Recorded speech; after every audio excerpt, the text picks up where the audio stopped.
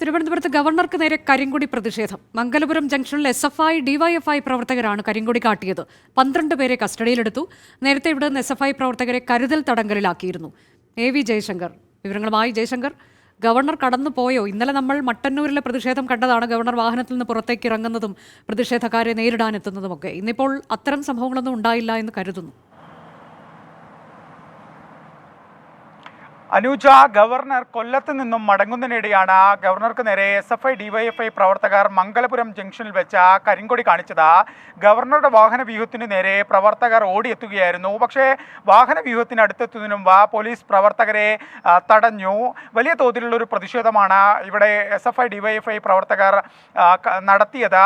ഇതിനു മുമ്പ് കരിങ്കൊടി കാണിക്കുന്നതിന് എത്തിയ SFIയുടെ ജില്ലാ വൈസ് പ്രസിഡന്റ് ഉൾപ്പെടെയുള്ള 4ഓളം പ്രവർത്തകരെ പോലീസ് അറസ്റ്റ് ചെയ്ത് നീക്കി തടങ്കലിലാക്കിയിരുന്നു. ഇതിന് പിന്നാലെയാണ് ഗവർണറുടെ വാഹനം വ്യൂഹം കടന്നെത്തിയ ഘട്ടത്തിൽ പ്രവർത്തകർ പൊടുന്നനെ കരിങ്കൊടിയുമായി എത്തിച്ചത്.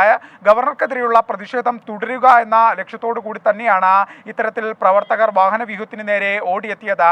കണ്ണൂരിലും മറ്റും സംഭവിച്ചതുപോലെ ഗവർണർ വാഹന വ്യൂഹത്തിൽ നിന്നും പുറത്തിറങ്ങിയില്ല. ഗവർണറുടെ വാഹന വ്യൂഹം സുരക്ഷിതമായി തന്നെ ഈ വഴിയിലൂടെ കടന്നുപോയി. പക്ഷേ അദ്ദേഹത്തിന്റെ വാഹനം കടന്നു പോകുന്ന ഘട്ടത്തിലും പ്രവർത്തകർ ഗവർണർക്കെതിരെയുള്ള മുദ്രാവാക്യം വിളിച്ചുകൊണ്ട് കരിങ്കൊടിയുമായി റോഡിൽ പ്രതിഷേധിച്ചു.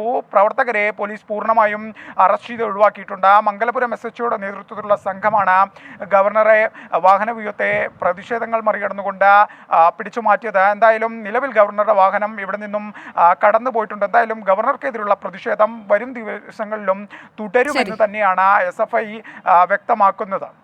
മംഗലപുരത്താണ് SFI പ്രവർത്തകർ ഗവർണർക്ക് നേരെ കരിങ്കൊടി കാട്ടിയത്.